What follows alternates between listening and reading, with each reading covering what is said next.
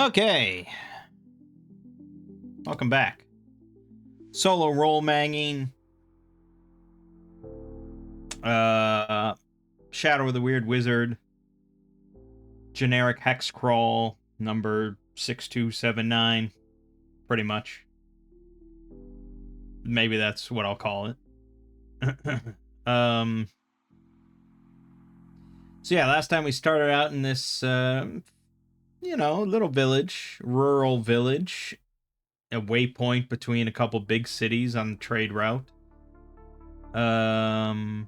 It's got some details to it, some things that separate it from every other village in the world.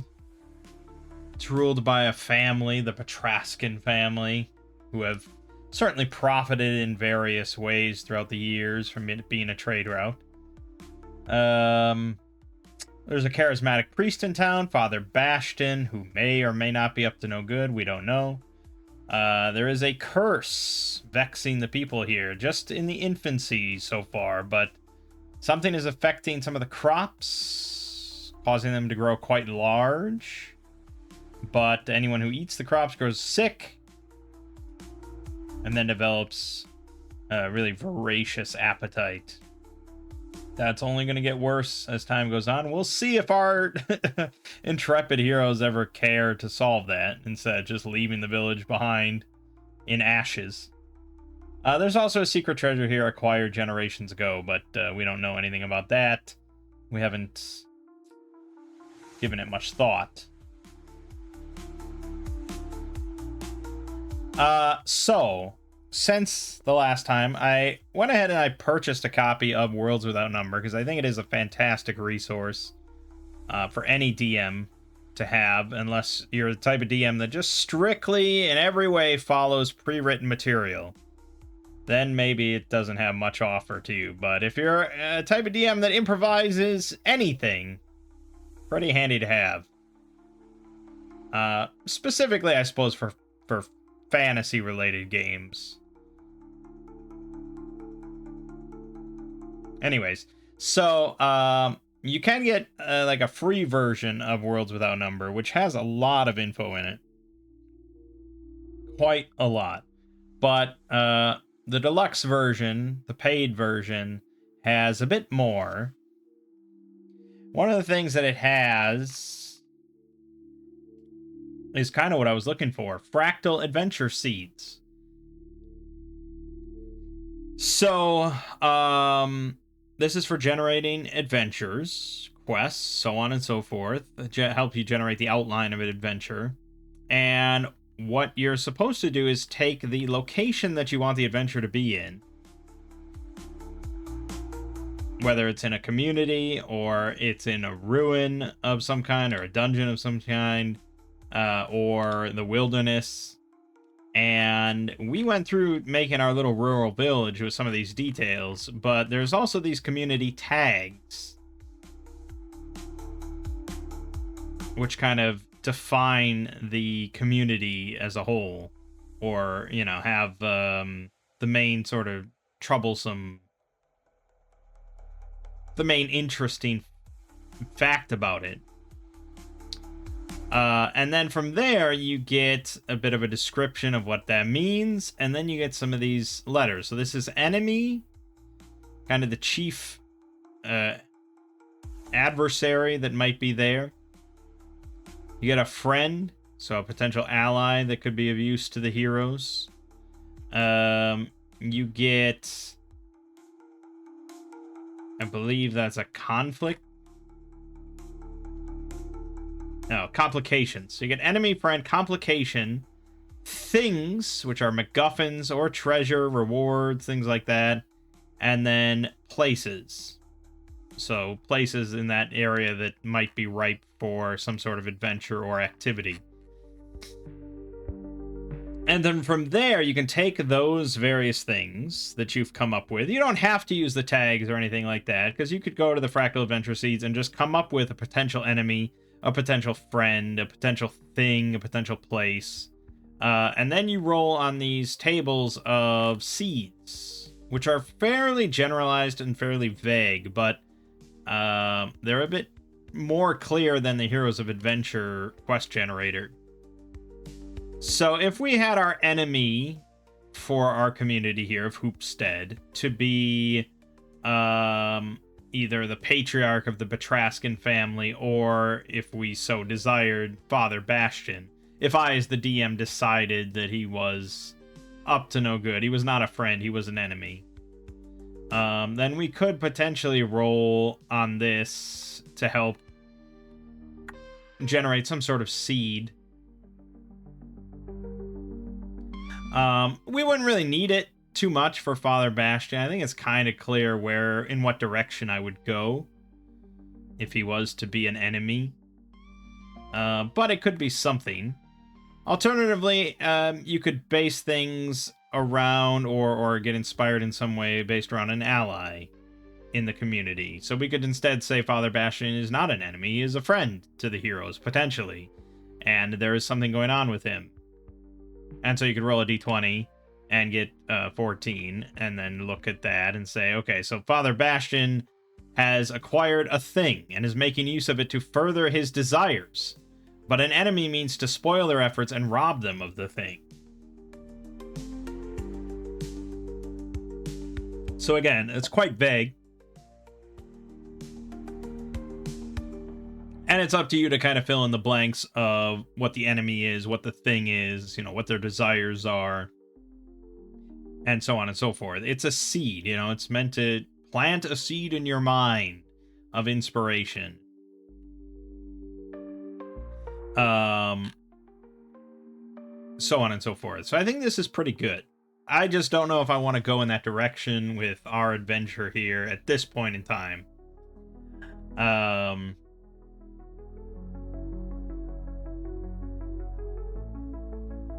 We could also consider the curse to be a complication and roll on the complication chart. So if we did that, we'd get a 7, and it would say a complication is causing problems for the PCs, but a friend can help resolve things if they can be found at a dangerous place. And that's if we consider this local curse to be a problem for the PCs, which you could very well make it a problem.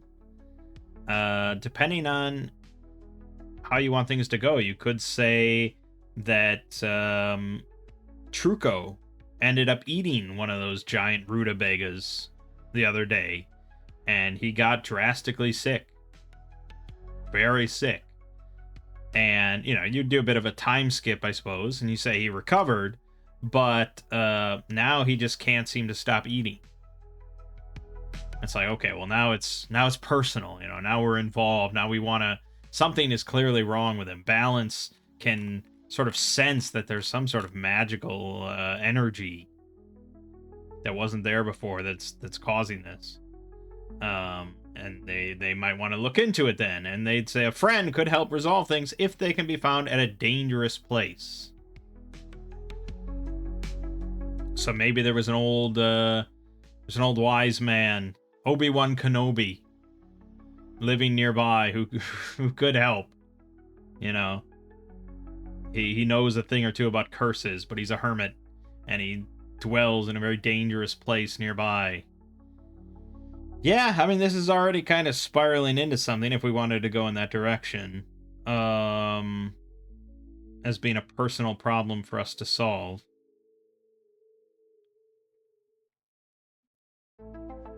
And then it leads into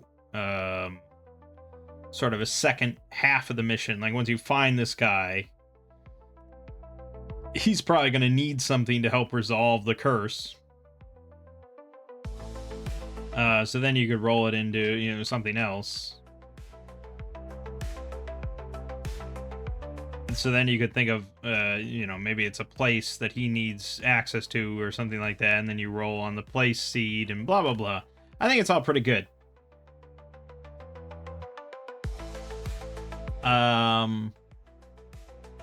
Yeah. I don't think I quite want to do that yet, but could be.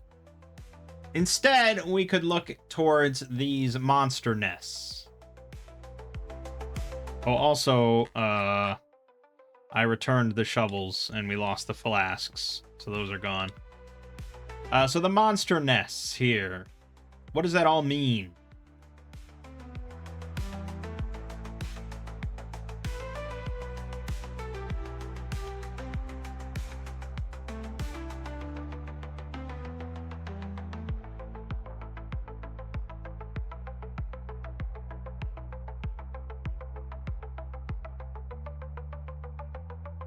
I suppose this is trackless wilderness. Although Monster Nest doesn't have to be monsters, necessarily. It could be bandits.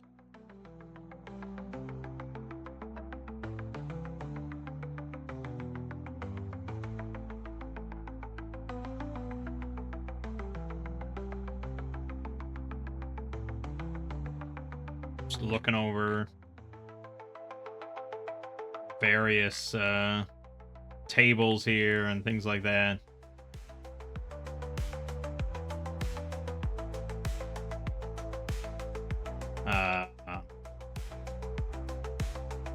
These aren't really ruins, you know. This is almost more of a community.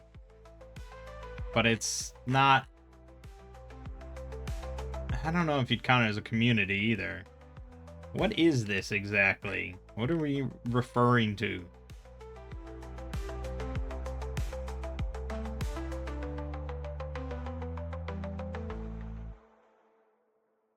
I'm gonna have to just sit down and read this book at some point. Probably help a lot to organize where I should look and stuff like that. Maybe they're factions.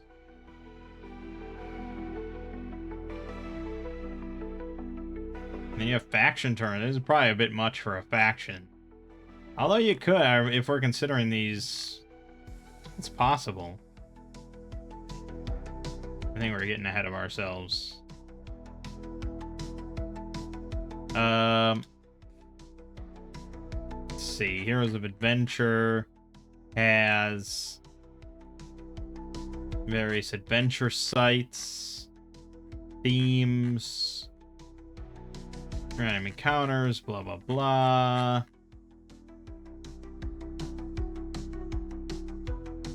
Definitely has something related to what I'm looking for.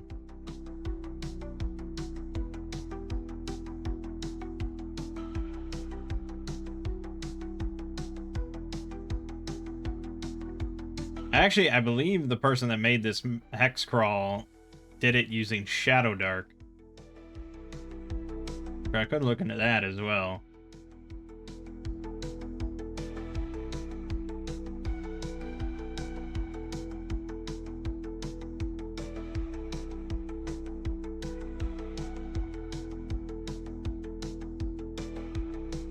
I think probably at the end of the day, we probably just want to use our own brain to come up with a plot here. Or ChatGPT. Brain alternative. Okay, well, let's think. We've got two monster nests next to each other, within a few miles of each other. They're both guarded. They're not going to be the same faction. They're not going to be the same species, same faction. That's just like, okay, we're going to live over here. You guys can live over there. That's dumb. We're not going to do that. So the question is, do we want them to be the same species and kind of hostile to one another or close to it, or a different species entirely? I guess we could just ask the Oracle. Sure, we'll just do it randomly. Are these two factions of the same species? 6. Weak, yes. So they are of the same species, but maybe they're like two branches of the same species. They're not identical. So we need something, two fantasy creatures that are cousins to one another.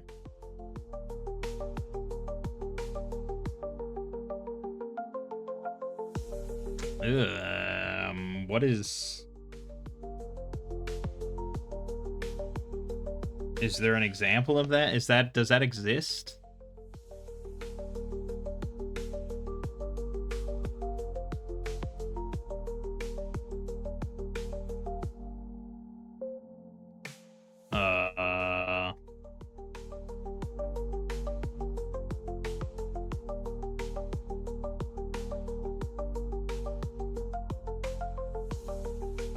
I guess like Dragonborn and kobolds are pretty similar, but I don't know if I want to use Dragonborn. I'm gonna ask ChatGPT. It knows everything.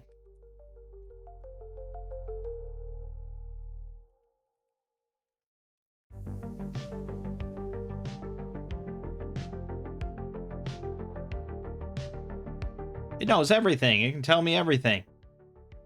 Elves and Eladrin. No. Orcs, half-orcs, and goblinoids.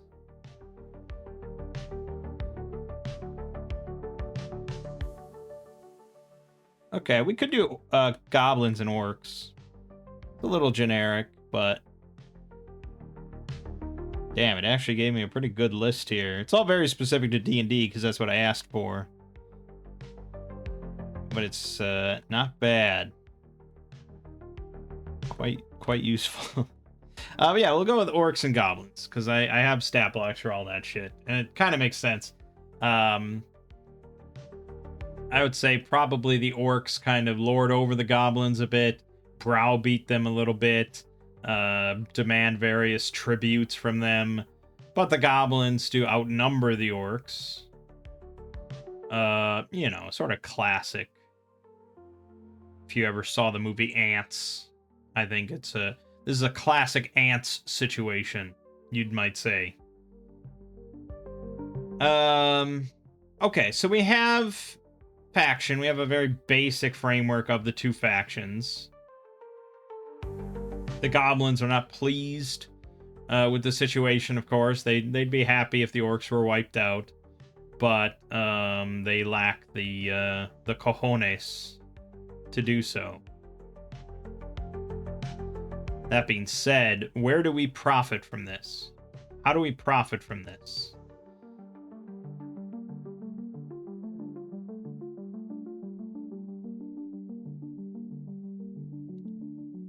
Perhaps we look towards the adventure seeds. Perhaps we roll for enemy, and we consider the orcs or the goblin to be enemy, depending on how it sounds. I think that makes the most sense. Or it could be a place. Either one could be a place considered. Kind of like, how do we hear about this? Well, let's figure out what this is, I guess.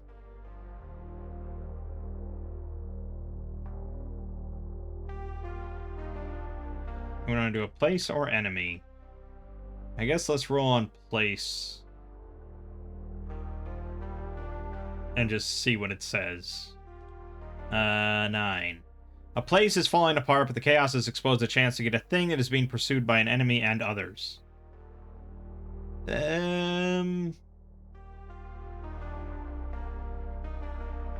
Nothing immediately springs to mind, and usually that's when I like to reroll. 19. A place has been newly established and is still fragile. A complication threatens to destroy it.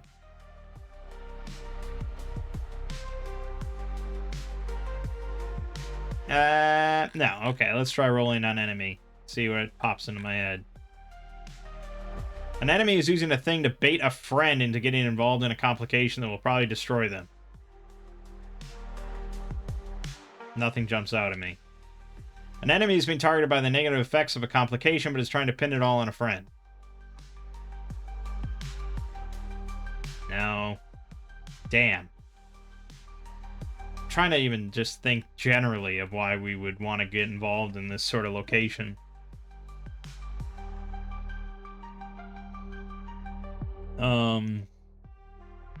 They're close to town, right? And yet the town is not bothered by either. Not to any great degree. It's considered a safe haven for the trade route.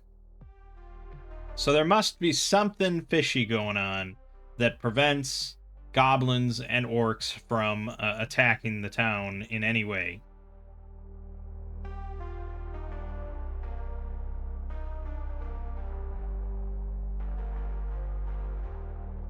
So, obviously, you know, the family that runs this place has had to have made some sort of deal, right? What do they get out of it? What do the orcs get out of it? Fuck! Use your brain! Or use ChatGPT. It's like the little devil on your shoulder.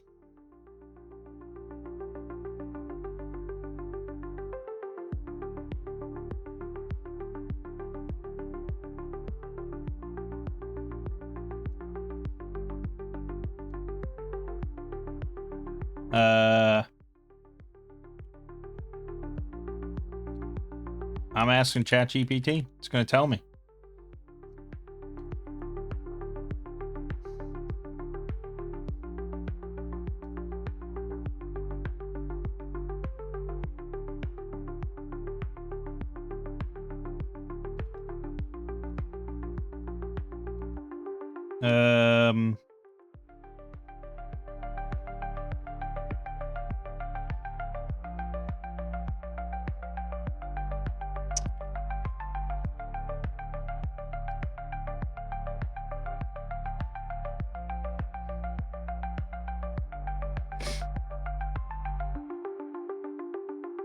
Okay, so village provides regular tributes to the orcs. That could work.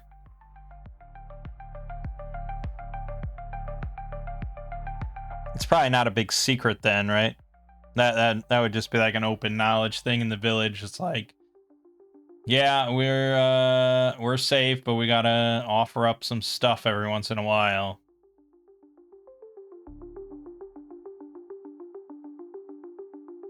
Ooh, that's pretty juicy, because we could offer up this weird new giant vegetables.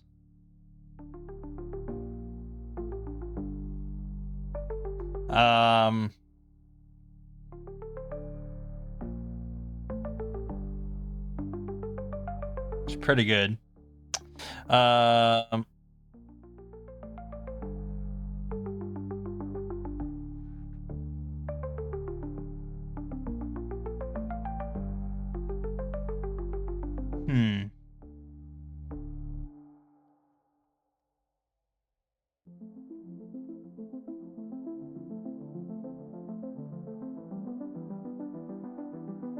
It's the only one that I think really makes the most sense.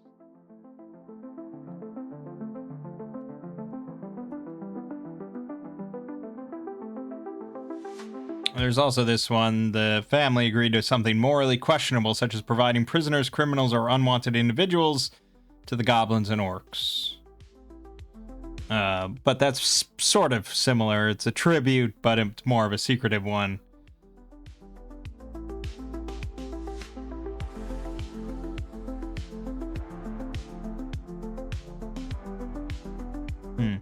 Yeah, okay.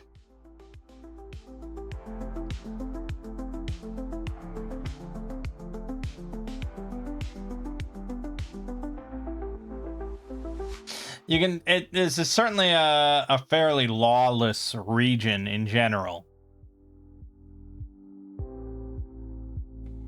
and our village here is certainly not prosperous by any metric. You know, the family running this thing is doing all right for itself, but everyone else here is pretty poor peasants and kind of, it's a small village. There's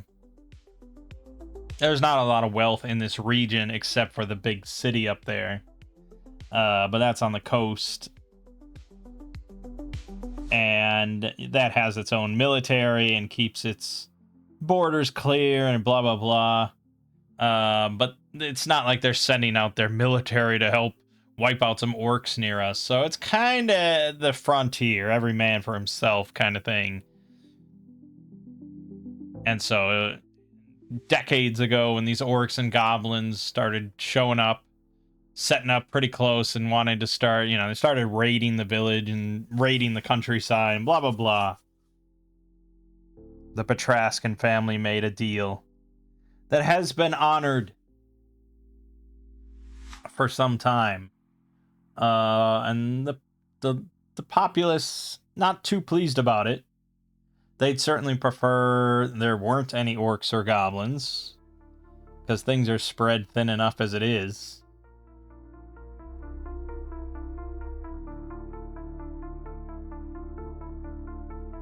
Probably, if I want to extrapolate a bit further here, I would say, we're painting the family as pretty villainous.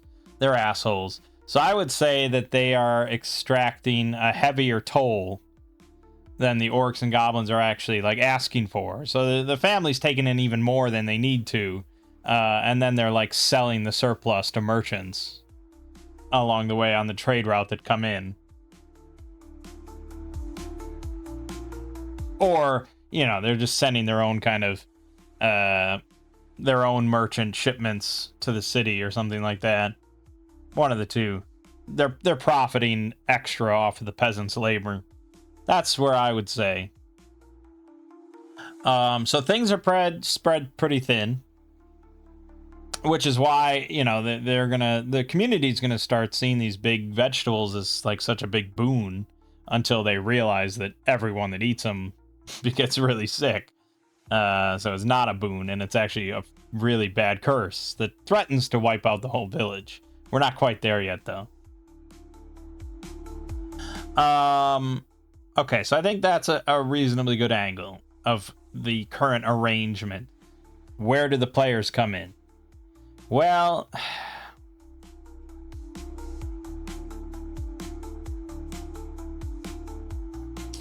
I don't think the Petrascan family is going to mention anything of this, because they like the arrangement as it is. It allows the village to stay safe, and they get to profit off of it without,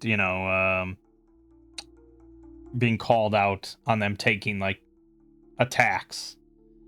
So I don't think that. I think it more would be the locals that come to, the locals see what we just did for that kid. We saved his life. We wiped out a bunch of centipedes and got some venom. I mean, this is the stuff. This is stuff that adventurers do, So, a coalition of the local farmers might come to us. The problem is they would try to appeal to our sort of heroic nature, and we don't really have it. I'm actually picturing Truco as a bit more of the heroic, good-hearted one. He's not. I think he's probably been influenced a lot throughout his life by Balance. Balance is not really a good person. She had a rougher upbringing, and she does not have a positive view of the world. And that's kind of... She's been trying to rub that off onto Truco throughout his life, but he's still holding a little firm that if someone came to him really in need of help, he would be much more likely to kind of give in and just help without any monetary reward. But Balance is kind of always there, whispering into his ear like Grima Wormtongue.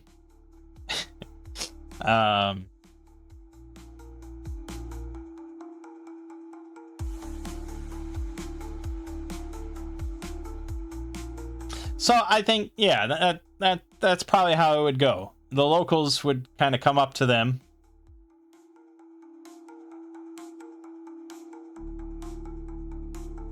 explain the situation with the orcs and the goblins, and say how, things are getting worse and worse and thinner, and it's been a rough year, and the Petrascans have not let up on their toll whatsoever, and it seems like the orcs and the goblins only become more greedy over time. They don't. It's actually the family, but none of the locals know that.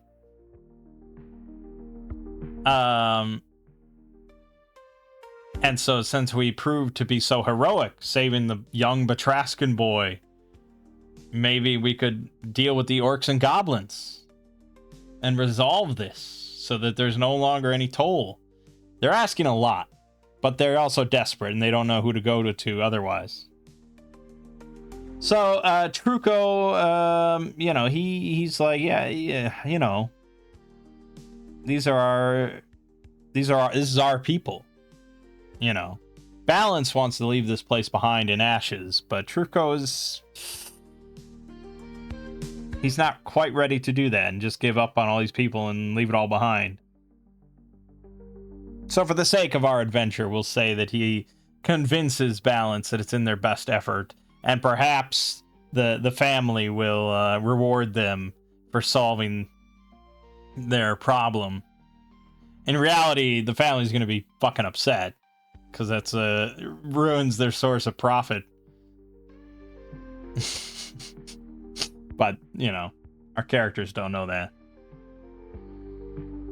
Okay. We have our plot. We have our adventure.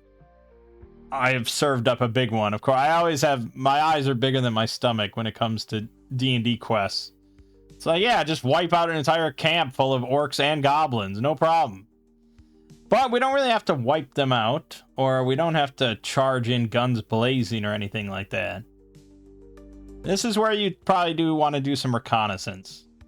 You'd want to learn as players and as characters everything that's going on exactly with these two factions. Because as a DM, I already know a very good angle for this to work.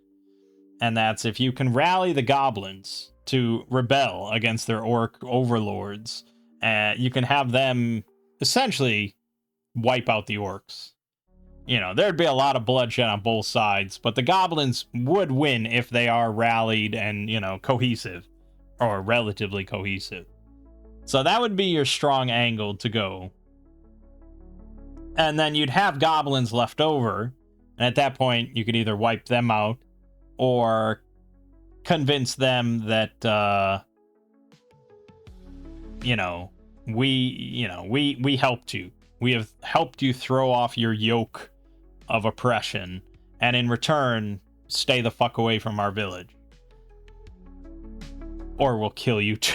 No, you don't have to go that far. You probably could convince them. Most likely. Okay. We have our angles here. Alternatively, say that I didn't want to go with that approach, and I wanted to actually wipe both factions off the map. Ideally, then you'd kickstart a war between the two. That would hopefully leave the goblins a bit uncohesive, a bit scattered, and then they'd mostly wipe each other out, and we'd pick up the pieces and smush them. How would I instigate a war between these two factions?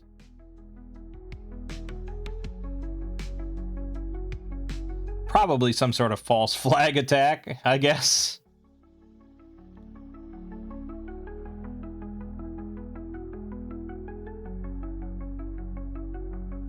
If the orcs got the impression that the goblins were about to rebel, you know, they might go in and just stomp it out. So I'd probably try and assassinate some orcs. Handful of orcs.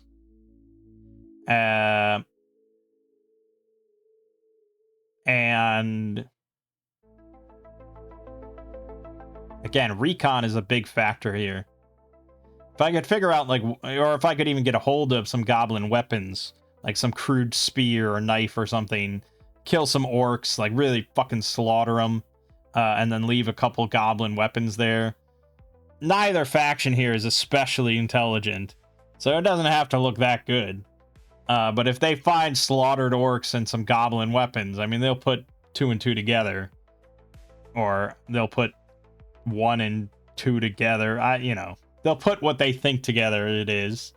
And hopefully that would ignite the war. And that's all we'd really have to do, and then pick up the pieces. Not pick up, stomp on the pieces. Which one do I prefer of those two? Probably the second. That seems a bit more in line with what Balance would recommend they do. So, She agreed to Truco's plan to help out the village, but we're gonna do things her way. Okay. So, with that all in mind,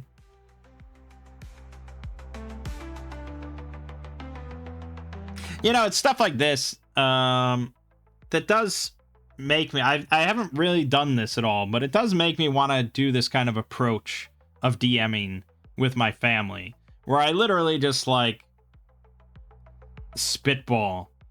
And I just roll on a couple tables, and it's just like, okay, this is a plot. This could be interesting. Let's do this. You know, instead of... I mostly run a lot of pre-written stuff. But there is just something beautiful about improv, sandbox playstyle. So, I don't know. You know, with my family for Shadow of the Weird Wizard, I was planning on running the Evils of Ilmire, which is a hexcrawl in a swampy, foresty, dark region. But I don't know. It might be better just to give them something like this and just go. I don't know. Yeah, my problem with them usually is that they lack initiative, and they can't drive their own plot lines in any way. But you don't really have to, I guess. I mean, here I didn't really drive the plot. The locals came to us. That's not players driving the plot. That's the DM offering up a hook. So, I suppose. And then if they want to drive their own plot, they just go on a hexcrawl, go to a location, go do things. I'm not sure. I'm not sure if it would work or not, but it might be worth a try sometime. Anyways, so first things first, we have to do recon. We have to observe, because right now our two characters don't know anything of the nature of this, of the arrangement between the two factions. We know, just like all the locals, about this toll that they both demand of us, but we don't know the nature of what the goblins mean to the orcs and vice versa. So we need to do some recon and just observe and figure that out and spend some time. There's not a huge rush on this. So I think this is where you tell the DM, like, we want to spend like a week or two or something. We want to spend a good amount of time being cautious and observing both the orcs and the goblins separately, you know, and trying to figure out what's going on between the two.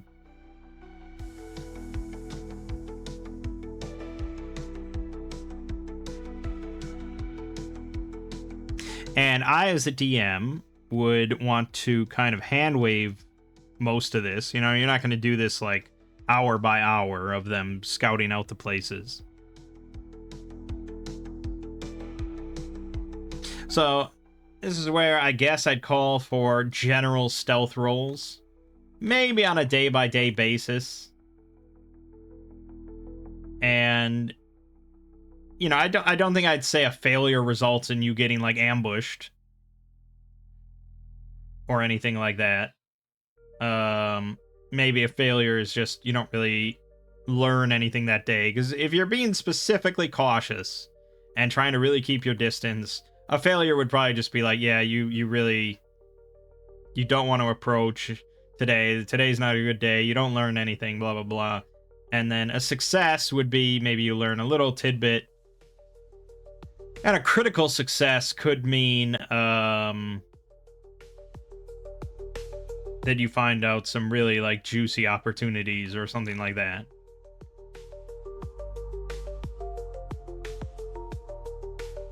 I don't know if I'd go day by day though.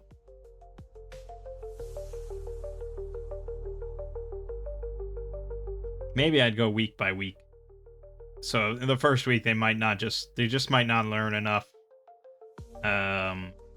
It would depend on the roles. But yeah, I don't know. Day by day seems a bit much. This is if the players say that we want to take like a week or two, then yeah, we'll go by week. So let's do the first week of their recon on both of these things, and we'll just have them both roll stealth.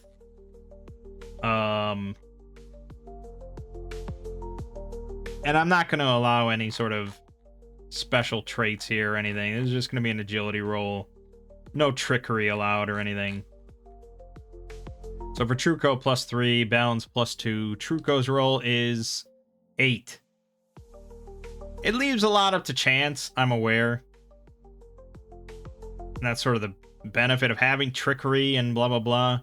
I guess if the players were a bit more specific in how they were going to scout things out and the precautions that they were going to take, and like if they somehow got a hold of like binoculars or a scope or something like that. I don't even know if, oh, that, I don't, navigator's instruments.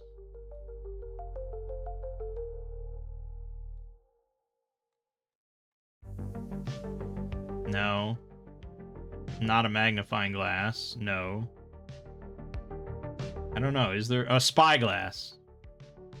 No way you can afford a spyglass. Oh, that's 1 gold. But it's rare. You'd have to get it in the big city. But yes, if you did say we have a spyglass, then that's where I'd probably allow a boon, because that is a boon. That is a freaking boon. 10 times magnification is a big boon for scouting out a distant location. But yeah, this is just going to be mostly luck. So balance's roll is an 11, so that's technically a success. So they learned a little bit. I think for that, I'd probably give them the bare basic, like the most important fact. And that is that the goblins are subservient to the orcs and have to provide a tribute to them. And so maybe we observe at one point the orcs arriving armed and the goblins, you know, keeping their heads down and offering up their tributes of various meat and furs and stuff that they've hunted. That's about it for the first week. And players might be happy enough with that, and they might be, okay, we got it, we can do this. And this is where they might discuss. And this is where we get our false flag idea. So the second week, maybe they want to continue to do recon, but specifically they want to look for opportunities to obtain some goblin weaponry. Spears or knives, or if there's a chance to just like kill a goblin or two that are isolated, they'll take that as well. Let's do a second roll. Truco got a 12, success. Balance got an 18, success. Okay, so here is then where you'd offer up a fairly juicy opportunity.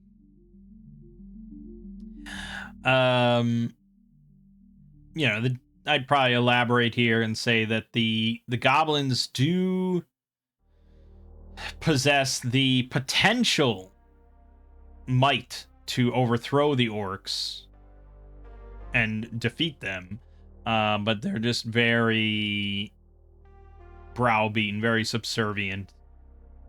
You know, they lack the courage and a leader to really rise up, and they don't seem to have much of a leader figure. And the orcs know that.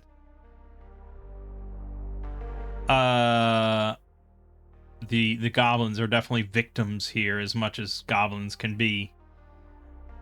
As for weaponry, I wouldn't just hand them the weaponry. I wouldn't just say they find some like lying by the roadside or anything. Maybe if one of them are crit, but here I'd more just offer up an opportunity. Either for them to steal it from like you know, they observe like a specific location within the camp that's somewhat on the outskirts and could be easily grabbed.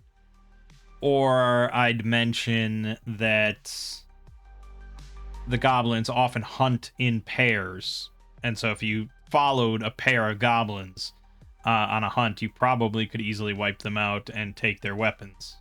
So maybe a couple approaches, a couple options here. I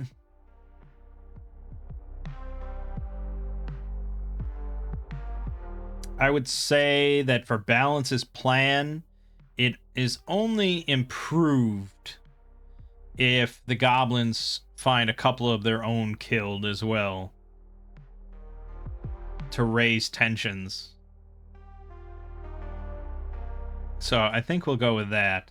So we're gonna wait for a perfect opportunity to track and follow a couple of goblins to go out to hunt, which is gonna call for some more stealth rolls, because we need to get them far enough from their camp, they're isolated, and we can sneak up and ambush them. But if it comes to a straight-on fight, it's not that big of a deal either. But yeah, we do need to follow them out into the wilderness. During all this, I mean, this is now like a couple weeks later, so the curse in the village has definitely expanded. Probably a couple or maybe 3 of the farmers have now experienced very large growths. I would probably say one of the farmers... Well, I think both of the farmers, maybe 8 of the large vegetables, large crops, just because they are spread a bit thin, and so it was kind of seen as a blessing initially. But both families got quite sick, and maybe one of them died. Maybe one of the farmers' wives died or something like that. And now all families involved just have a tremendous appetite, and there's no food around. And that's going to cause some problems. They're going to start eating things that they shouldn't, including probably more giant vegetables, probably leading to their deaths. But that would be best case scenario, really, instead of like eating each other. I don't know. Anyways, that's the current situation there. All right, so let's track some goblins. Let's follow some goblins. Is there a way that I would want to do this that would give me some sort of boon? Also, we have our force barrier back.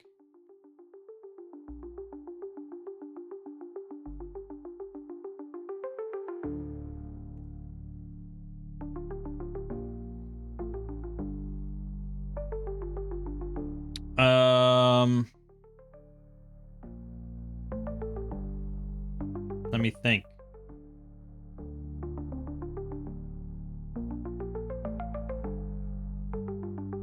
I mean, balance could use certain outcome to guarantee a 20, guarantee a crit, and Truco can at least use trickery if this is really important to us. And I'd say it probably is. More so, it's just like, what else am I going to do during this day? I don't know. Maybe we would go straight ahead and try and kill some orcs today.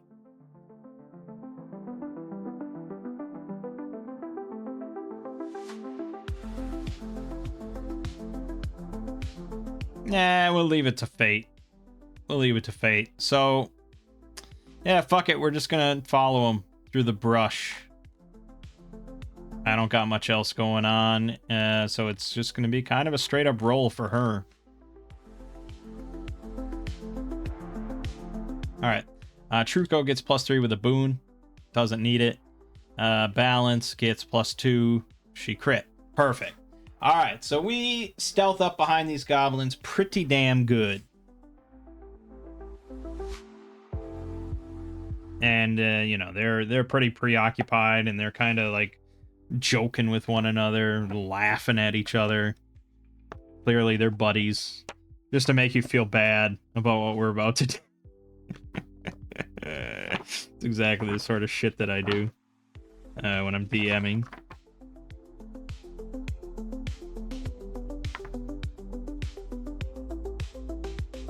And yeah, we get relatively close. I'd say we get within 10 yards. Before I would say, okay, you're within 10 yards. You could move closer if you want, but might not need to. So the basic difficulty 1 goblin is the goblin grunt. It's pretty much what you'd expect. Defense of 12, health of 10, can do a +1 attack for 1d6 damage, melee or ranged. That's the most basic one. If we wanted to be a little bit more interesting, there's the everything else is kind of weird in various ways, like the Hexcaster, the Beast Rider, the Boomer, the Skulk. The Grunt makes the most sense. It's not much of an encounter, but also what we're doing is not really much of an adventure either. Like, what we're doing, how we're playing, kind of breaks down the, like, 10 adventures to get to max level. We're doing all these, like, very minor quests, side quests, and stuff like that. I don't know where I'd consider anything to be a major quest. But alright, yeah, we'll just go with 2 Goblin Grunts. And we're both gonna shoot with our bow, and specifically because I don't want to use magic. If we want goblins to maybe find these corpses and think that it was the orcs, then we'd want to just like pepper them with arrows or gut them or something like that, rather than cast magic spells that's gonna like scorch their bodies or something. So yeah, this is a specific choice from balance to make it look good. And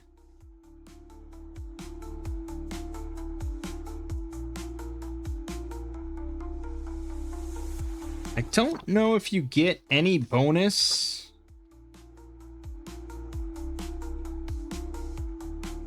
for attacking from like ambush or attacking a target that is not aware of you. I don't think you get any bonus just intrinsically. I think that comes from various paths or other benefits like that, talents or something. I think by default, I have been giving it in like other modules and stuff, but honestly, I don't think so.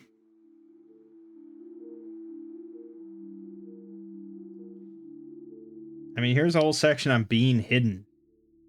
Doesn't mention anything about a boon.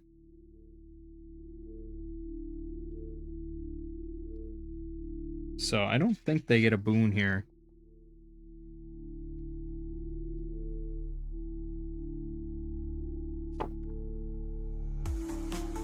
Yeah, as far as I can tell.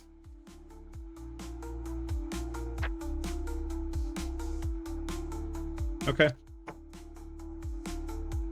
Because we know that, like, we know for a fact that, like, the assassin expert path, that gives you a bunch of benefits for attacking from hidden.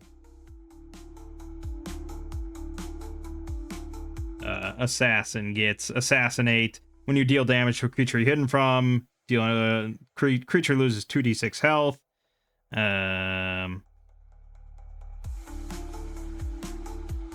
Bunch of Art of the Kill, blah blah blah, Killing Strike. I don't know. I mean, I wouldn't be surprised if a DM gave you the benefit. You do get a boon when attacking from the high ground.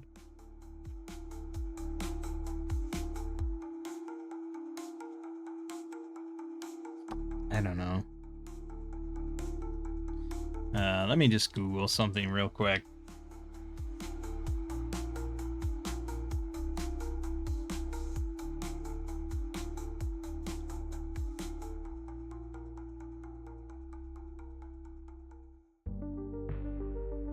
Okay, so in Demon Lord, hidden specifically does give a boon.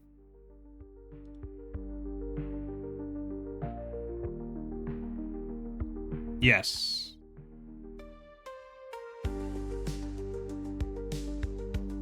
Demon Lord specifically does give a boon for being hidden. And Weird Wizard doesn't?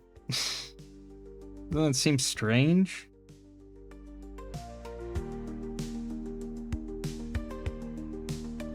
I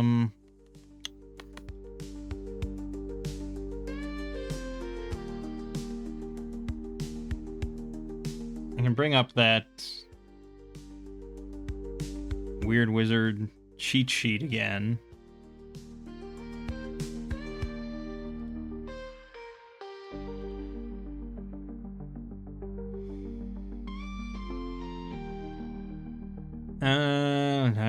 Obscure, invisible. Yeah, no, I mean, doesn't mention it.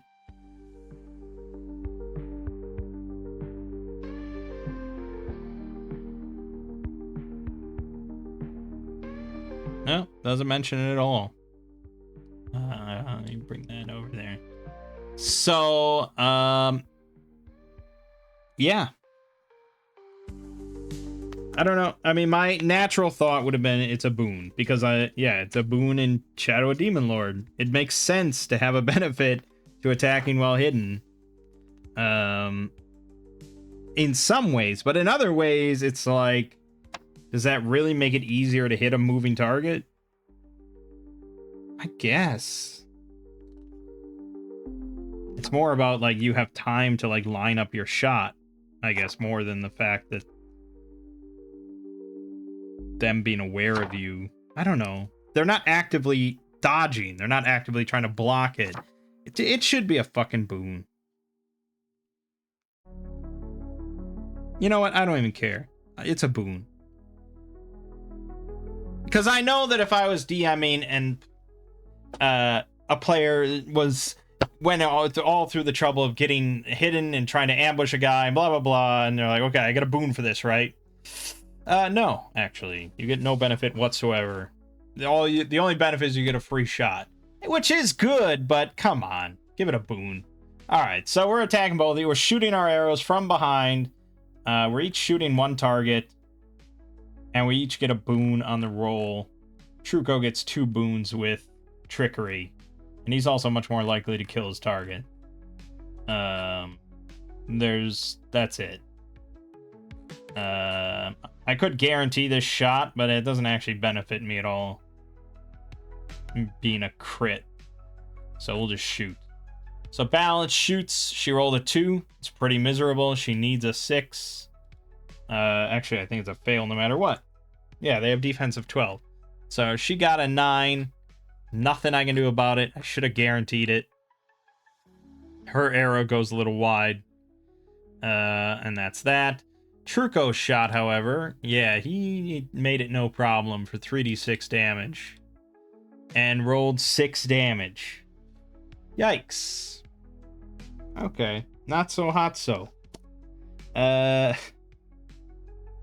So one of them is at 4 health, one of them's at 10 health, and combat initiates. This is where we probably take the initiative. Yeah. We don't have many good reactions anyways at this point. They're within 10 yards of us. So they could easily run up to us. So we don't have to take the initiative, but we'd like to shoot them with arrows. Especially because Balance doesn't have much else. So we're both take the initiative. Balance will shoot at the damaged one, the one with 4 health. She rolled another 2. She cannot get the hang of this bow the way that Truco did. She just wants to blast this thing with the all-consuming fires of hell. Truco will take his second shot at the full health one. He succeeds, 3d6, 10 damage. So he puts it through the head and drops the second goblin there. But then the living goblin is going to run. Actually, he might run away. He's at less than half health. His buddy just got domed. He's probably going to run.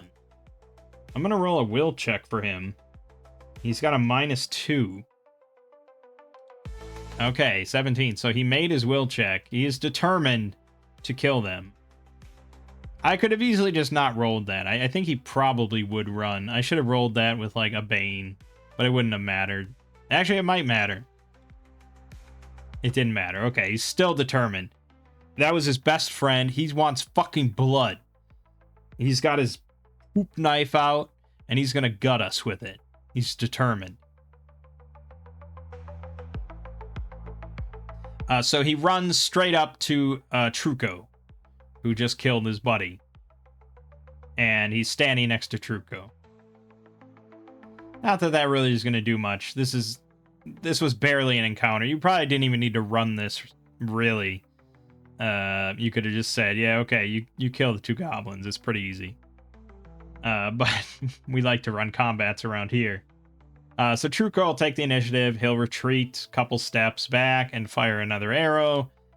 He crits for 3d6. 7 damage. Dead. And Balance just kind of swears, damning him and his fucking archery skills. But they've killed their goblins.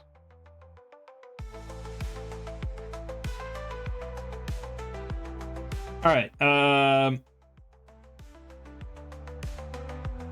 so they have daggers each. They also have slings.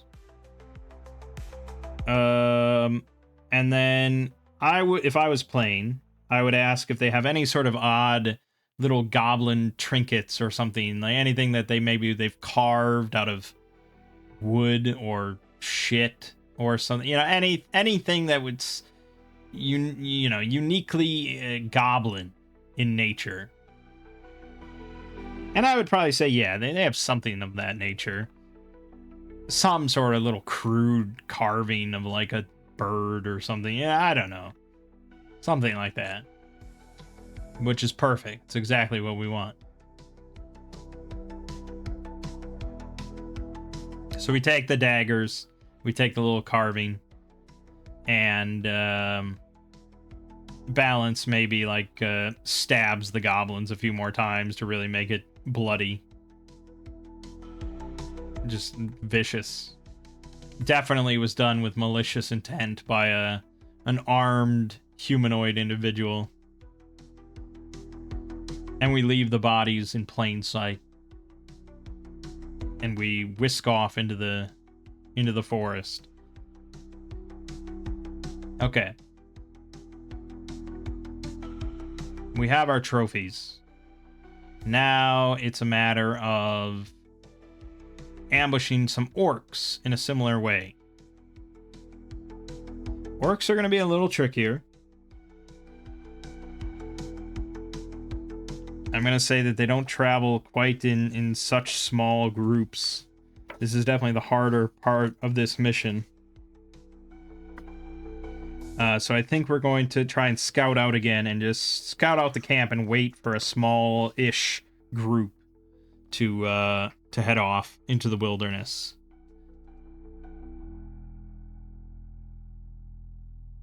But the thing is, I don't know if they hunt as much, if at all. I think that's the problem, is that they kind of just take everything from the goblins, and they're basically working the goblins to serve them and do all the effort for them, so they don't have to really go out and hunt and raid or anything like that. So they just collect the tributes and live off of it and live a easy, comfy life here. So I don't know if they actually do go out. So what we want to wait for then is we want to wait for the group that does leave, which is the group that goes to collect the tribute. That is the perfect opportunity. Because if the group that goes to collect the tribute never comes back, yeah.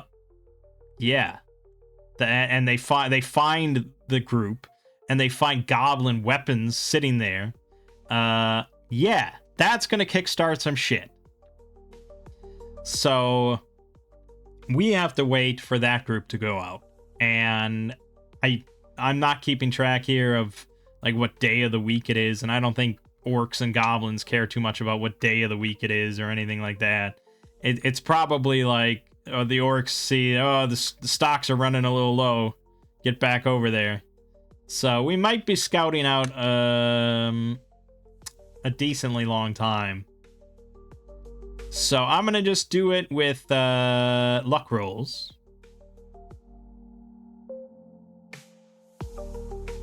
And we'll just say the first day is a luck roll with a Bane to see if it's happening today. And it's the same day that we're doing this. I think it's pretty unlikely, but we'll see.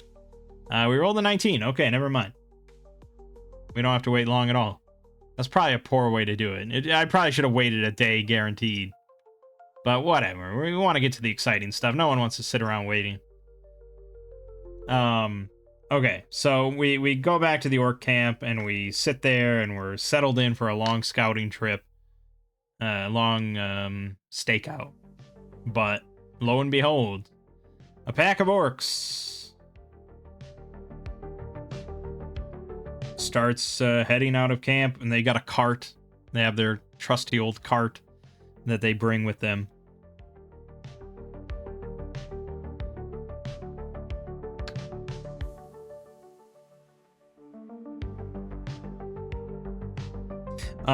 I would need to figure out how many orcs there are.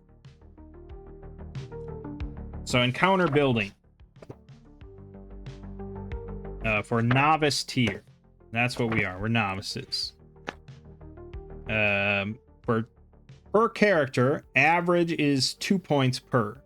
So that means that we're looking at 4 points of difficulty, which pretty much rules out a difficulty 2. But, you know, I'm Mang. I can bump things up a little bit more. So we can bump it up to maybe 6 points or so. And we'll go with the Orc Drudge, the difficulty 1 basic orc. And we'll say there's 6 of them. Okay? I think that's a decent number. They have to, they're not just gonna send 1 or 2 guys, right? So they need to send some as a show of force and like, yeah, we're still in fucking charge. We're bigger than you. We're better than you. So 6 of them go. And they all enjoy taunting the goblins and making fun of them and blah, blah, blah. Alright, so Orc Drudge. 10 defense, 10 health.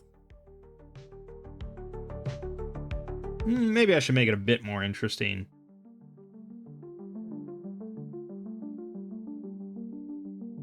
Okay, we'll say 5 drudges and a trooper. So 7 total points.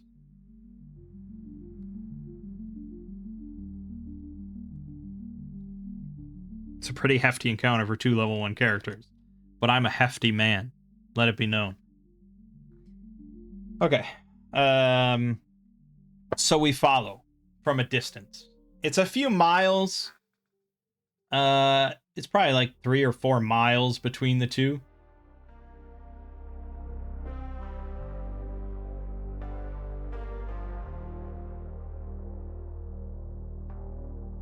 How long does that take?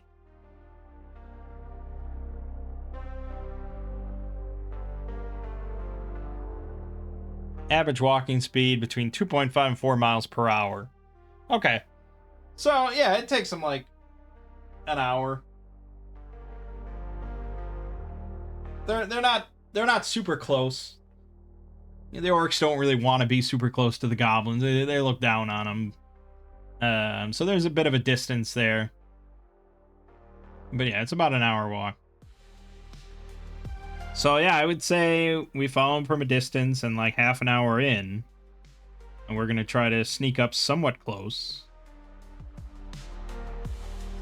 So we're going to roll stealth. We've been following them from like a distance of like 60 yards or something like that, you know? Pretty far that they wouldn't hear us or anything. But now we want to close in closer. So this is where the stealth check is going to come into play. So Truco rolling with a boon from Trickery. And that's good. He'll need it. He just barely succeeded. He got a 10. Good enough. Balance, just straight up +2. Success. Okay. So we close within, let's go to 20. That's the limit for our bows without penalty. So we're at 20. This one I'm not going to be as strict about magic spells, just because the main spell I would cast is fire. And I think it's reasonable I was actually going to burn their cart anyways. So, I could see casting All-Consuming Fires of Hell a little bit. And it's a very good spell.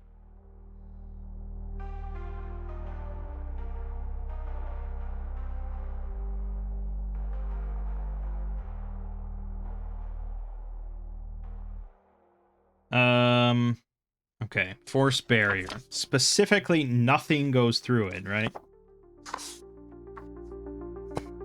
Just to be very clear. Nothing goes through it. Nothing can pass through it. An invisible field, nothing can pass through it.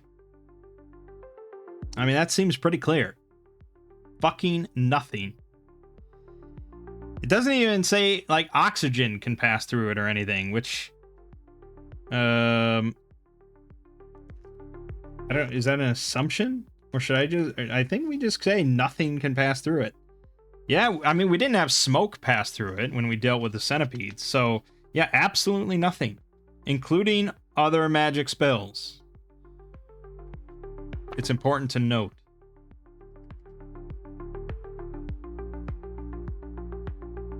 It is valuable, though. Okay. I think mostly this is just going to be a volley of arrows. Because we're going to try to clear this as quick as... Try to kill as many as we can.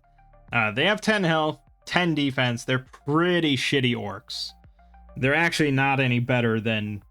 they're not any better than goblins. But the goblins are almost entirely difficulty 1. Whereas the orcs do have a variety of heavier stuff. They've got some orc heavies and orc manslayers. An orc overseer, perhaps. I don't know if I'd want to give them an orc warlord. But maybe they do. That's a difficulty 8 creature. Maybe their chieftain is a warlord. I'm not sure yet. It might be a moot point, because we might never fight them, but...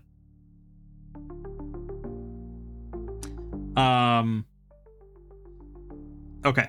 So let's just do our volleys of arrows. So first shot, Truco with his trickery. He rolls a crit. Good.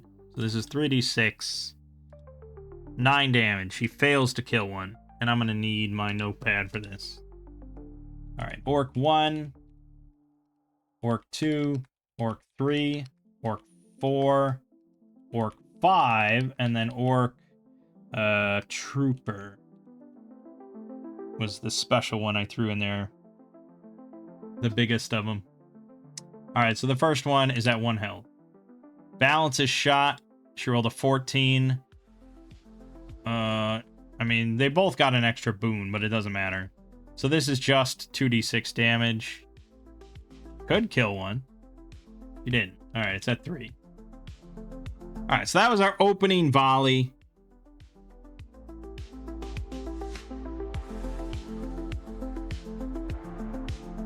So now, second volley, we're going to do...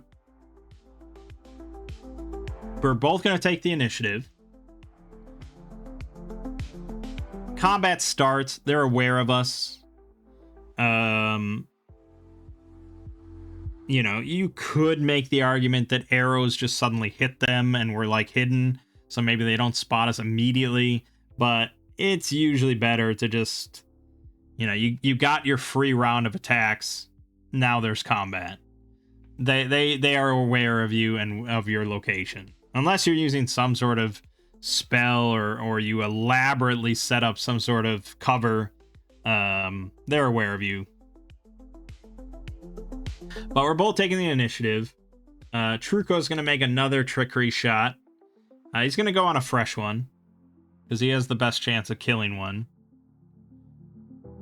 So d20, 7, plus a boon. Plus 3, that's a hit. So that's 3d6. Only 5 damage on the... Okay. We're peppering him. Balance is going to try to finish off that 1 health one. With her roll, it's a hit. 2d6. Doesn't matter. It's dead. Okay. So we got 1 dead, 2 injured, 3 full health. Then they get to go. They're all going to run. They're going to use the run action, which triples their speed to 15. And they're all going to run straight towards us with their swords out and spears, and they're shouting a bloodthirsty challenge, so on and so forth. They want blood.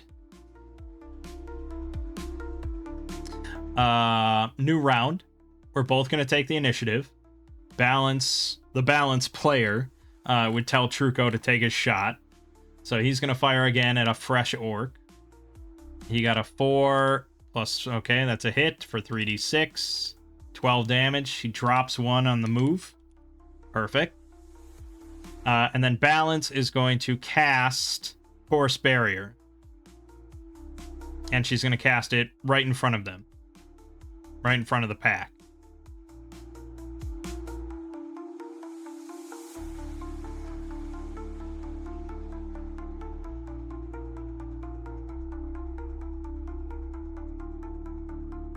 She's also going to tell Truco, and she's going to do it herself, to back up as much as you can. So they each back up 5, which means that there is a total of 10 between the two now. Which means that if the orcs want to catch up to us this turn, they're going to have to run a second time. Which is perfect. So now they have a force barrier right in front of them, and they're about to run for a second turn, wasting their action to run.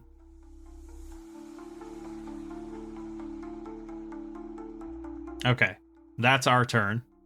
They all go, they all run, and they run directly into the fucking force barrier. I told you, it's just such a good spell. It's obscene.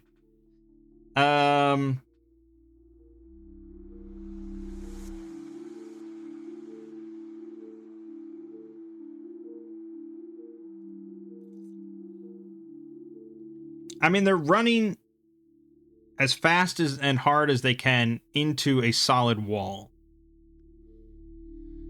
If I was playing, I would argue pretty hard for at least 1d6 damage.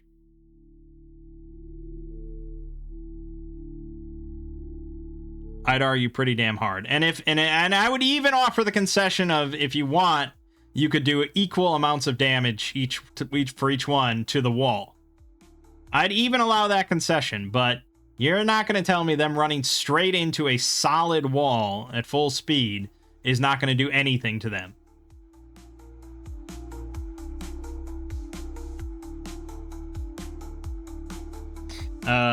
I don't know where you'd find any sort of rule anywhere in here that would help my case. It would more just be like,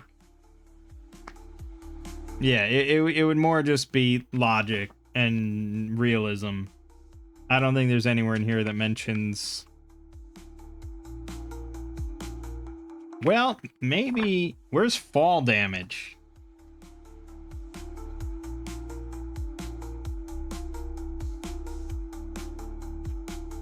I mean, really, like, what's the difference? What is the difference between falling, say, 10 feet, 15 feet, or running headlong into a solid wall?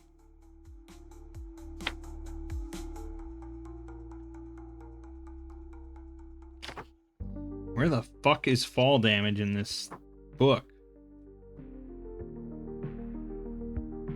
I gotta go back to the index here.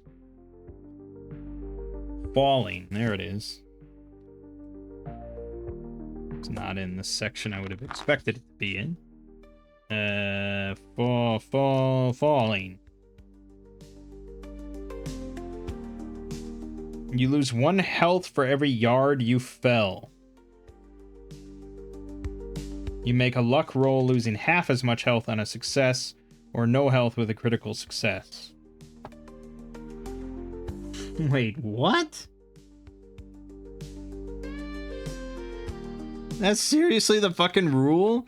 That if you crit on your luck roll, you take no damage regardless of the fall? That is batshit insane falling rules. What's wrong with 1d6 damage for every 10 feet? It's never failed. I don't know. At the end of the day, that doesn't help me much. So, but since I, as a player, would heavily make that argument of at least 1d6 damage to the people running headlong into the wall, I think in this case I have to go with that. Yeah, it helps my case a lot. It helps the encounter a lot. I'm aware, but that's why I did it. Well, that's not the entire reason I did it. Mostly I did it to cut them off for a round so we could continue to retreat. But it's like, come on, you're running into a wall. Maybe there's D&D rules for this. Damage from running into a wall. Here you go. Here's a thread from 7 years ago.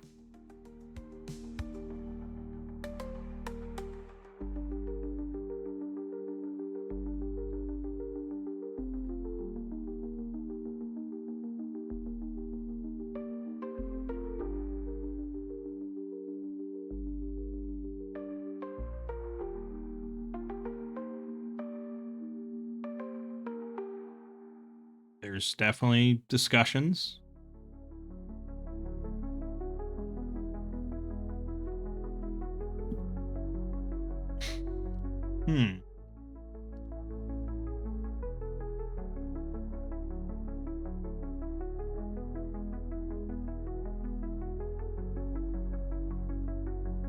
Okay, other people also brought up falling damage, because it is somewhat similar.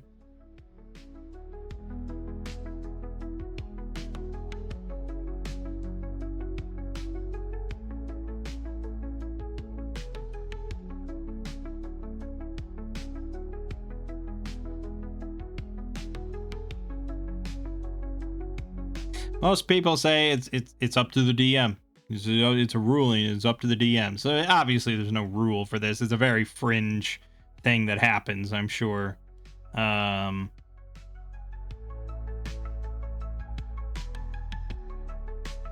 yeah, most people say like a D6 is not out of the question.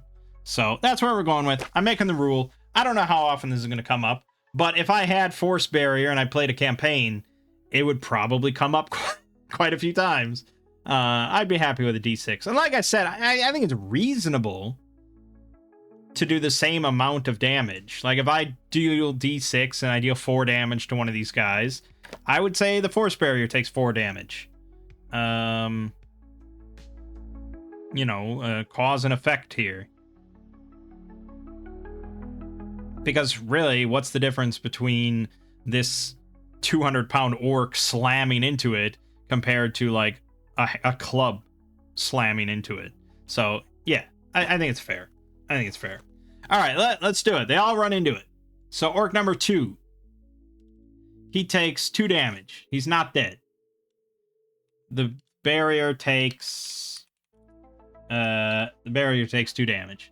Orc number 3, he takes 5 damage. His head was like craned forward. He was all in, snapped his neck instantly and died. But the barrier takes 5 damage. Orc number 5, 4 damage.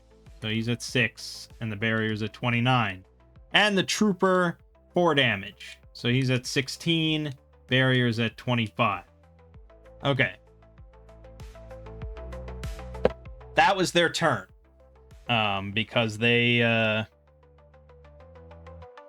ran into it.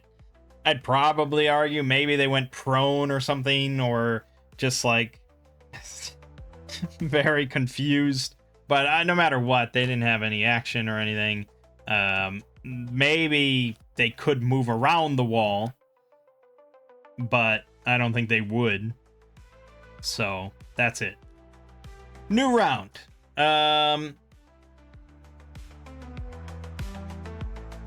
Technically, 40, Yeah, no, technically they cannot break through it. Oh, yes, they can. Because the Drudge's spears do 2d6 damage. So they could break through it. It's unlikely, but they could. But at the same time, I'm not going to take initiative because we want them to break through it this turn. And then they move 5 yards towards us. And then we shoot them. That's ideal. Otherwise, we'll just back up. But either way, neither of us are going to take the initiative. So they get to go. They're going to be very perplexed, but they're going to swing their weapons forward and connect with whatever this barrier is. Oh, it does heal D6 at the end of the round. So it healed for 2. I could see that if they didn't kill it in one round, they might not keep attacking it because they think that it's impenetrable. But I don't know. If we're not attacking them, maybe they'd be emboldened to keep trying. Also, this damage should be gone because we rested for like 2 weeks.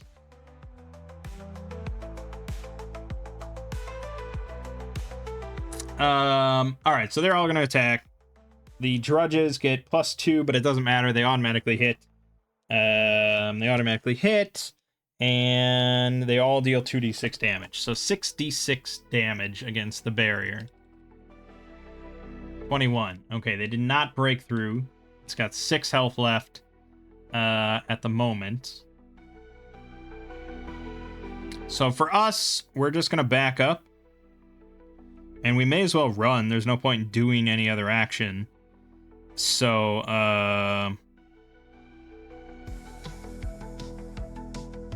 yeah, we'd probably just back up to 20, right? Yeah, we'll back up to 20 yards away from them. And then it heals 1 d6, so it heals for 1. Okay. New round. Again, we won't take initiative. We want them to break through it. And the players would be aware. I don't know. I could see a DM not telling them how much damage the orcs are doing to the barrier. That probably makes it a bit spicier. Because I don't think the wizard would specifically just know the exact health of his wall. So no, they probably wouldn't know, but they'd know that it's close. 40 health is not that much. So new round. Orc number 2 swings for 2d6. He does 5. Orc number 5 swings for 2d6. Does 10. Barrier is broken. And he probably feels it like shatter or something. Or maybe there's a little visual effect or something. It's known.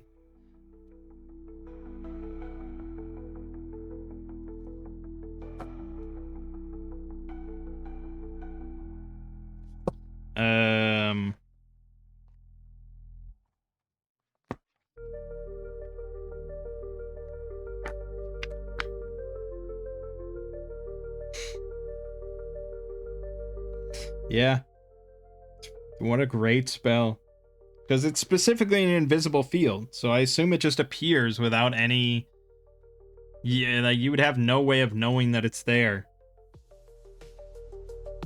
So, there's nothing that says that there's any knowledge of it when it goes away, but yeah, I think it's fair for some sort of it shattering in some minor way that they would realize. So the Arc Trooper then is going to run. And he's going to move 15 towards them. So he's 5 yards away. And he's fucking pissed, man. Oh, God, he's pissed. So Truco's going to take a shot with Trickery. He rolled a 19, so he crit. This thing only has a defense of 12, so, you know. And he's rolling 3d6. 8 damage. This guy's at 8. Balance could... You know what? Balance will probably... but it's unlikely for her to kill him. But they can always take the initiative and guarantee it. Or mostly... Well, yeah, she could guarantee it. Alternatively, I could cast All-Consuming Fires of Hell. Which would... Yeah, it would guarantee he dies. But I want him burnt. Yeah, I don't think... Again, if I'm going to burn the cart that they have. So I don't think the orcs will think like, oh, goblins didn't do this. He's been burned.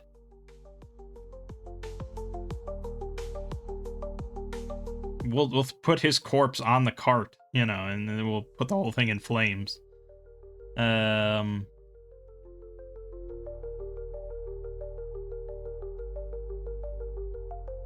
Yeah, she's going to cast all-consuming fires of hell.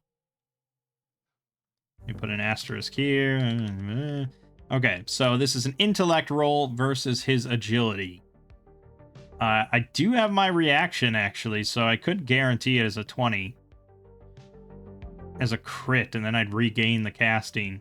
We're not going to do anything else this day, I don't think.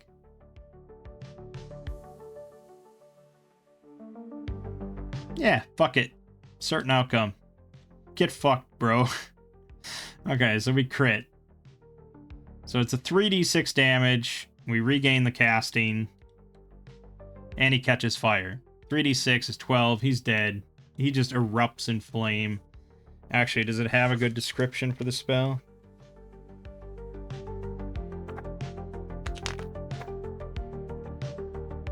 Screams fill the air as the black fires gathered in your hands streak toward the target. Yeah, it's pretty awful. Even Truco's like, damn, who am I working with here? Okay. But yeah, he's very much dead, and she's satisfied. Feels good. She probably has not actually cast that on, like, a living creature before. Maybe, like, a rabbit or something, but this was a sapient being. That's a dark step, isn't it? Anyways, that's the round. I think they'll both move back 5 as well. Here's where the other orcs probably flee, actually. So maybe we don't step back. Maybe we step forward. We're 20 yards away from them. So yeah, we step forward. So now we're 15. And it doesn't really matter. We're almost certainly going to kill him with take the initiative. That is the beauty of not taking the initiative and then the next round doing so. You get 2 actions in a row before the monsters get to do shit. That's very potent.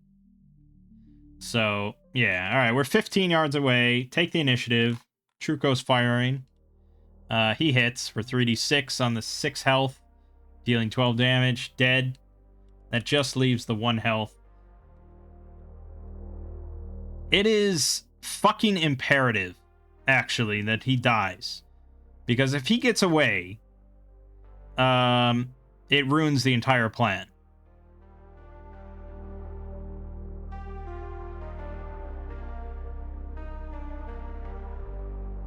So, I think I'm actually going to use Logic Prison. We are specifically within 15 because I moved up. So, I think we're going to cast that. He doesn't get a save. He just becomes held. His speed becomes 0.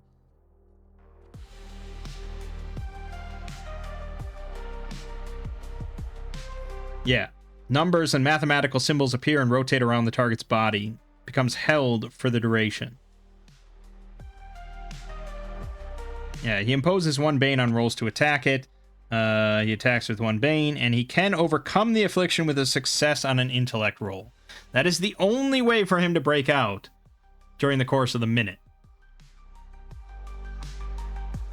But even if he does break out this turn, he can't run, because that's his action to overcome. So the most that he could move is 5 yards away from us, and that's good enough. So we're both moving another 5 yards in. We're 10 yards away from him. It's his turn. He's going to roll to overcome. His intellect is -1. He rolls a 20, so he does overcome it. Didn't last very long. He moves 5 yards away, so he's 15 yards away from us now. It's a new round. We both take the initiative. Truco fires another shot. He gets a 6 + 3 + 3 is a hit. for 3d6 damage, and he's dead. Done. So that was a 7-point encounter for us, which, based on the encounter building rules, would that count as a hard?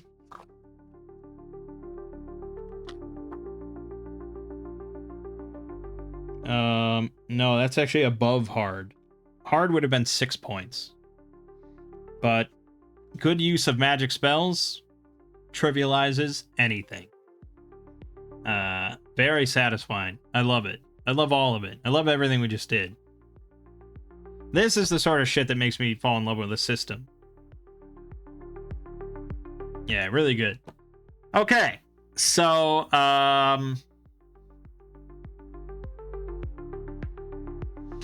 we're gonna move the bodies. So that's mostly Truco. He's gonna move the bodies. We're gonna put the trooper on top of their cart. We're gonna spread the other bodies just kind of in the vicinity around the cart. We're gonna drop the daggers kind of in the dirt nearby or amidst the bodies, along with the little carving. You know, and kind of maybe tuck the carving into or kind of push it into the mud a little bit, so it looks like it was almost lost or forgotten, or, you know, it wasn't noticed or something. If they find it, good. If not, oh well. Then light a torch and light the whole cart on fire with the trooper on it, and drop the torch like nearby.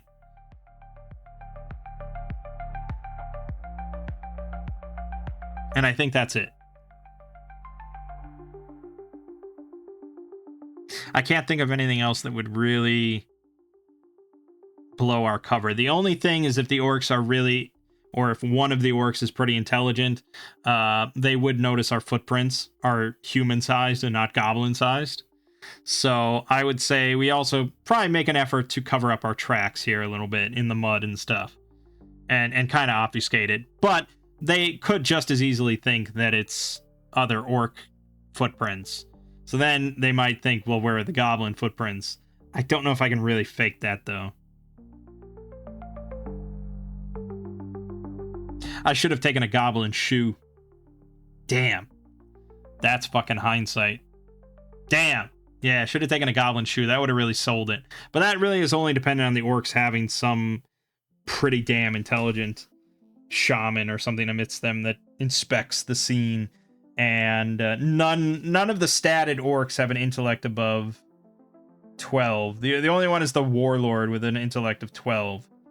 And he might think about it, but it would be a stretch, I think, for the warlord to reject all of the evidence. And even if he is like, I don't know, I think maybe a couple interlopers did this, the rest of his entire fucking camp is going to want goblin blood.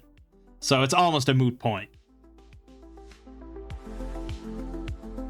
And with that, I think we're done here. And we go back to town. Or do we? I mean, do we want to just wait and observe? Or does it matter?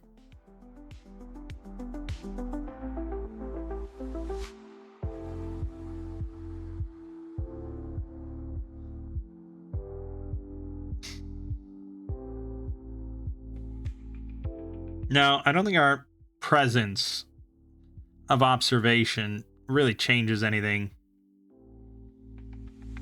And only risks kind of ruining the plan. So I think we go back to town and wait it out. And we'll, you know, check back tomorrow and see what came of everything.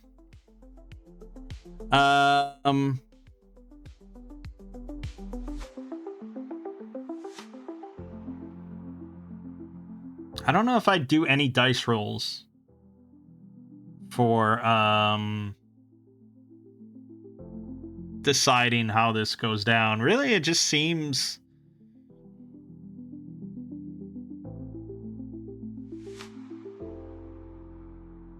that's the problem with solo, is like when I'm playing and I have a good DM, it's like they could think of something that I didn't think of, right? And it's like, oh fuck, you're right. That makes sense. I understand why that happened the way it happened because I didn't think of that. Here, it's like, if I didn't think of it, I can't think of it. So I can't fuck myself over because I didn't think of it. So I'm just trying to think of any other complication that could arise because of something I didn't think of.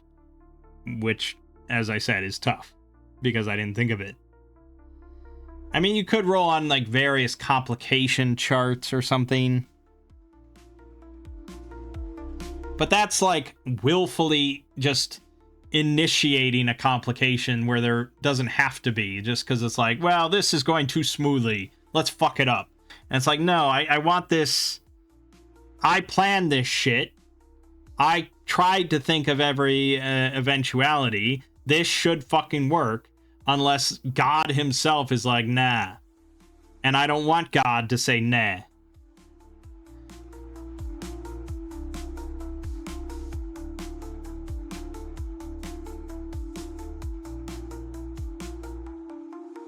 I guess, if we're going to play devil's advocate,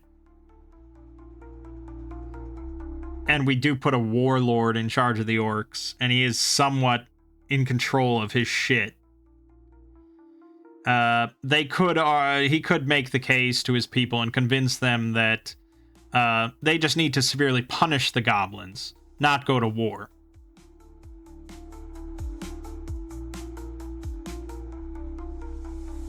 You know, this is kind of their gravy train, and they just need to reestablish who's in charge. And so maybe they kill off like half the goblins or something, or kill like all their children or something, as punishment for this sort of attempted rebellion, rather than going to war. That could be the one case that I could see happening. But that requires a lot of rational thinking from the leader. And they're orcs. I don't think much of orcs. So I guess we will drop it down to a dice roll, just because that is a possibility. So we're going to do a luck roll with a boon, because I think I've thought of most other things. I think it's most likely to lead to war. So we're going to do a luck roll, and if it succeeds, then basically things went as planned. The orcs march to war to eliminate this threat before they overwhelm the orcs and all that sort of stuff. But if it fails, then the orc warlord convinces them to just punish the goblins severely, and it does not lead to all-out war. In which case, yeah, we'd be in a shitty spot, because we wouldn't be able to rally the remaining goblins to overthrow the orcs. I mean, that would be a massacre, and we wouldn't really be able to have the goblins recover from that and win any sort of battle afterwards. So then we'd be kind of up shit creek in case this fails, which means that it's almost certainly going to fail. Here you go. Okay, it's the 16. Perfect. Okay. Plan went as planned. So when we scout out the goblin camp the next day, I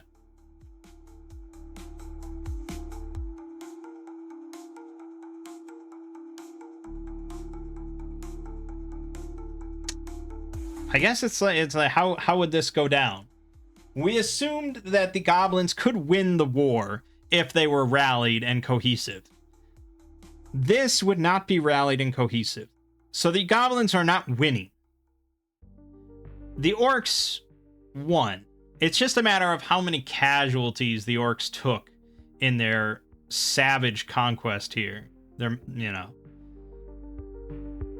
idea was that this would be relatively even, and they'd kind of wipe each other out. But since the orcs won, I think it has to be kind of a Pyrrhic victory, but for the sake of, like, we're playing D&D, we're playing an adventure, so on and so forth, I think what basically results is that the remaining orcs are a relatively reasonable encounter for our characters.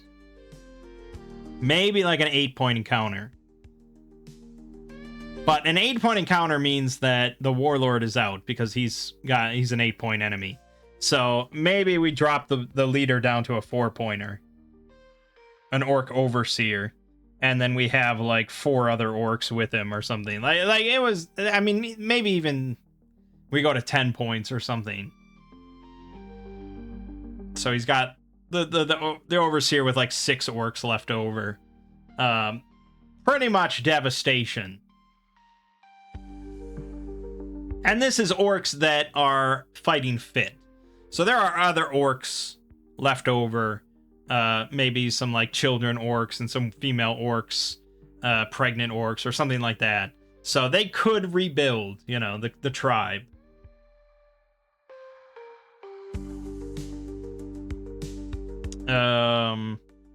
So when we go to the goblin camp and inspect it, like, it is just a burned out ruin and corpses are just piled, you know, and most of them are goblin corpses.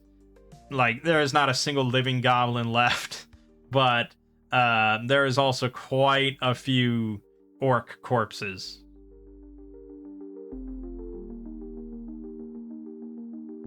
And maybe the warlord is there as well. His burnt out corpse that they all ganged up on to take down. Sure. I mean, it doesn't matter at this point, right? So maybe his second in command is now the leader of the wrecked tribe. So yeah, I mean, we could pick through what's here, but everything was kind of put to the flame, and everything's kind of charred out and covered in gore, and it's not a pleasant sight. There's not much of value here, if anything. So then we go over and inspect the orc camp, and the orc camp is obviously in perfectly good condition. It wasn't the site of a battle at all, but it's far quieter and far emptier. And we can see a bit of activity.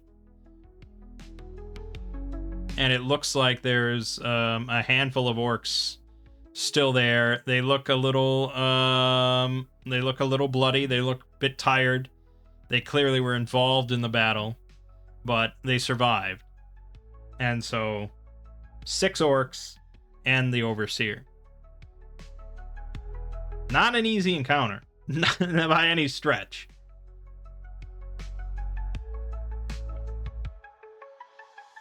And it's not even necessarily something that we want to take on head on. We may want to be a little clever here as well. Actually, we absolutely want to be a little clever here. What I mean is, I don't think we even want to enter combat. Ideally, we end this fight before it even begins.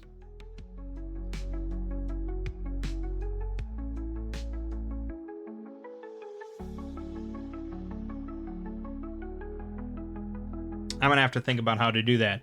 For now, though, I think I'm going to end the video. This is, it's running a little late here.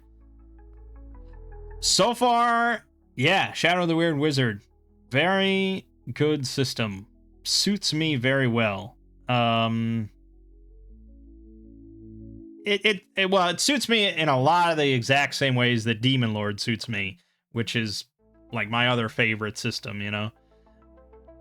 This sort of stuff with Force Barrier and all these spells and talents and, you know, all that kind of stuff. Exactly like Demon Lord. A lot of creativity available. And it's just a good system. We'll see how my family takes to it. They're not nearly as creative in their endeavors. They tend to avoid magic when possible. So we'll see how that all goes. But it is a good system. So for now, this has been Solo Roll Mangging, Shadow of the Weird Wizard, generic Hexcrawl number 6279. And I'll see you fine folks in the next part.